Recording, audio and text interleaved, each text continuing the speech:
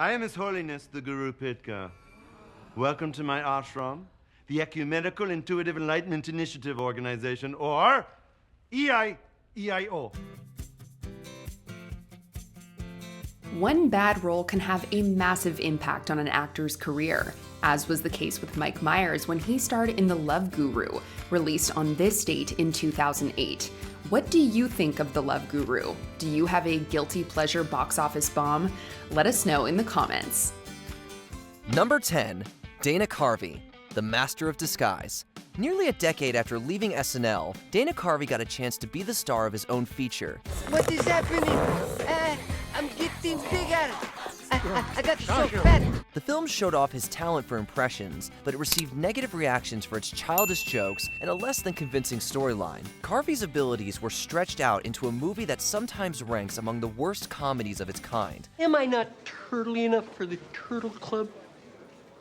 Is he okay? Even with its limited financial success, The Master of Disguise was the comedian's last role before a lengthy film hiatus. He instead shifted his attention to his family and stand-up in the meantime. Other than the occasional appearance on late-night television or podcasts, the performer rarely acts in movies outside of voice work. Suave, Terry Suave's the name. London, Scotland Yard, that sort of thing. What do you want? It's not what I want that matters, it's what the British government wants. Number 9. Madonna, Swept Away. The Italian film Swept Away by Lena Wertmuller received a 21st century update courtesy of director Guy Ritchie. The adventure is over. The adventure is just starting for you, my friend. Just wait till my lawyer speaks to your captain. The movie focuses on the story of two complete opposites surviving on a deserted island together. Playing the part of a snobby rich woman, Madonna was heavily criticized for her appearance in the love story. I'll give you $100. 200. Given that the singer and Ritchie were married at the time, there was even more spotlight on the two artists during that period. Some people noted that the film was inferior to the original, along with the performer's character being a divisive anti-hero. But what difference does it make where we are? Please, I beg of you, let's stay. I love you. The remake ended up being one of her last live-action roles, turning her attention back to music and touring in the years since. Number 8. Tom Green, Freddy Got Fingered. It's hard to believe that a movie called Freddy Got Fingered was released to the general public. I'm not going to Hollywood just to work in a cheese sandwich factory. I'm going to Hollywood to shop my drawings. I'm going to be a famous animator like Charles Schultz. Directed by, written by, and starring Tom Green, the film was a provocative comedy with some truly controversial jokes. Green had momentary attention from this film and other projects, such as his MTV show, but the reaction to the former halted any major career progress. For your information, this is me being creative. Betty told me this is what I need to do in order to become an artist. Oh yeah, is it working? While much of his comedy from that period has developed a cult following, he's mainly steered towards his own stand-up and more talk shows in the intervening years. Green has yet to return to the level of stardom he achieved in the early 2000s. Just give me $100,000 in cash, put the rest in my checking savings account. What do you want with $100 grand, Gord? Number 7. Alicia Silverstone, Batman and Robin. Batman and Robin wasn't kind to any of its main stars, including Alicia Silverstone. Bruce, it's me, Barbara. I found the Batcave. We gotta get those locks changed. She knows who we are. Guess we'll just have to kill her. Yep, we'll kill her later. We have work to do. She had built up a reputation for her charismatic turn in Clueless and was touted to be another huge star. After the release of the most panned Batman film ever, Silverstone started to disappear from larger Hollywood productions. Her appearance as Batgirl didn't inspire confidence in filmmakers at the time, earning her a Razzie Award and a mixed reception for the role. Barbara, I hope you'll stay with us. Oh, but so we... Oh, I don't know. All this luxury really isn't my style, but, yeah, I'd love to. Films like Blast from the Past and Scooby-Doo 2 Monsters Unleashed offered her supporting parts through the end of the 90s and the 2000s. Participating in theater, the actor also spent the next few decades exploring different artistic avenues. Is that at Oxbridge? Well, you know, just a few judo lessons, you know. London's kind of rough. I suppose you had a minor in motorbikes also, huh? Oh, couldn't resist. Number 6. Carrot Top, Chairman of the Board. Love him or not, Carrot Top is widely known as a premier prop comic. Check it out, as usual, I got all kinds of stuff I want to show you guys. Check it out, this is a new baseball glove for the striking baseball players. We want more money! We want more money! Ooh! His rise to fame in the 90s spawned several TV appearances and this film. Chairman of the board captures the performer's wackiness in a movie that didn't go over well with audiences. With bizarre casting choices, including Raquel Welch, the strange plot about an inventor taking over a corporation failed to connect on a comedic level. $23 million? Ah, that's a lot of snap-balls! Woohoo! Thank you, sir. I've always loved the law. The movie didn't even crack $1 million at the box office, unable to transplant Carrot Top's success into the film world. Instead of taking a starring role in another project, he focused on his live comedy and developed a show in Las Vegas at the Luxor Hotel. Without further ado, ta-da! The device that's gonna rock the world! Number 5. Gina Davis, Cutthroat Island. It's a map to Cutthroat Island, the buried treasure of a Spanish gold ship.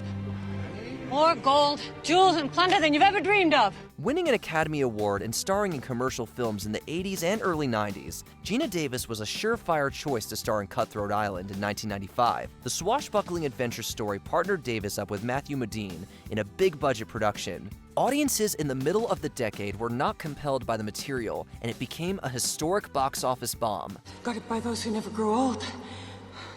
And your grandfather was the only one that came back.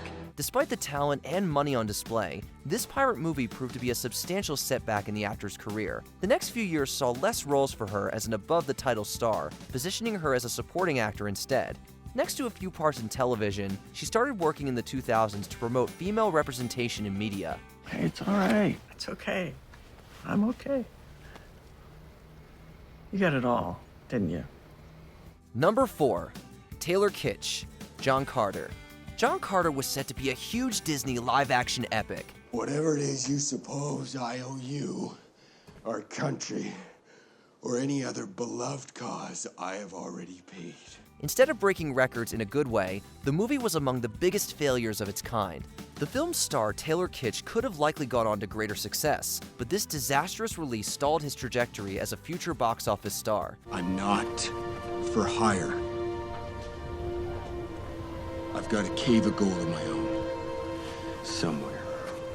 He reappeared in films like Lone Survivor, but it seemed like the fallout from the sci-fi adventure had dashed any chances of him attaining leading man status. Any plans for a sequel were also ditched, despite original plans to the contrary. Kitsch has found more success in television since John Carter, whereas his future in cinema remains unclear. We ride for Sudeika! Number 3. Jamie Kennedy, Son of the Mask. Okay, buddy. It's just you and me this morning. And we're gonna have fun and gonna play. Jamie Kennedy was never a massive star, but he received several chances to reach a bigger audience. If you were the only suspect in a senseless bloodbath, would you be standing in the horror section? Well, it was just a misunderstanding. After his role in Scream and his own prank show, this part in Son of the Mask was a big break for him as a potential comedy star. Instead of capturing the spirit of the original, the film was a jumbled mix of endless gags without the edge of Jim Carrey's presence. Audiences largely steered away from the spin-off and its lack of genuine star power. Kennedy took on a significant amount of criticism, and after the film, his opportunities in Hollywood seemed to largely fade away. He's managed to pave his own path in lesser-known movies, but this critical failure was a negative flashpoint for his career. Alvy, look at me.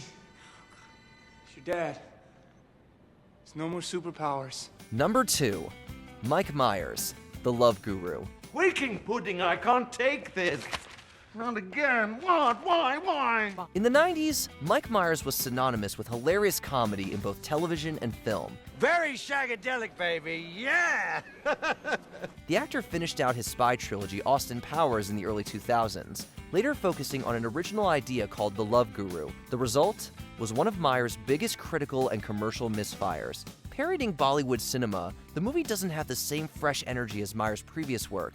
Ineffective and unflattering for the star, the project didn't impress audiences. The resulting effect dulled the actor's hold on Hollywood and compelled him to take a step back from leading roles. He's slowly climbing out of this less successful period, having developed his own Netflix series called The Pentaverate. The Pentaverate is a benevolent, fully sequestered secret society of 5 men.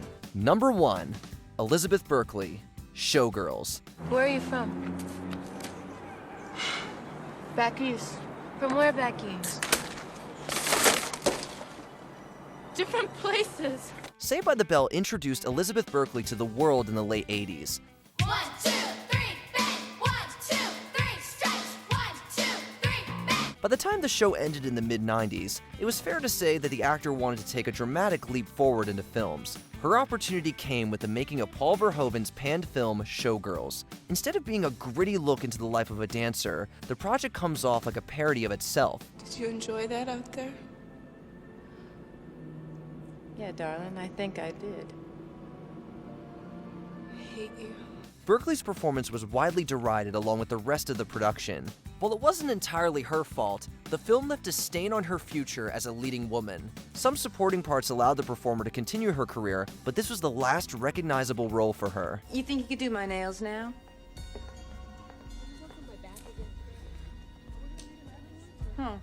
Did you enjoy this video? Check out these other clips from WatchMojo, and be sure to subscribe and ring the bell to be notified about our latest videos.